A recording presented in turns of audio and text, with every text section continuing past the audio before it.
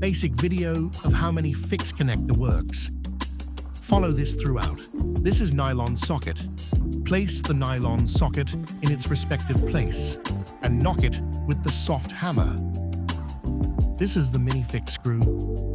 Fix the Minifix screws in their respective nylon socket with the help of given screwdriver. This is the Minifix housing. Make sure the Minifix housing is perfectly mounted in its hole. The arrow in the Minifix housing must be facing the hole in the side of the board. Place the dowel in the hole opposite to the Minifix housing and knock it using the soft hammer. Now, while fixing, make sure the Minifix screw is perfectly mounted. Rotate the Minifix housing 180 degrees towards the positive end. This is the difference between Minifix screw is unlocked and lock.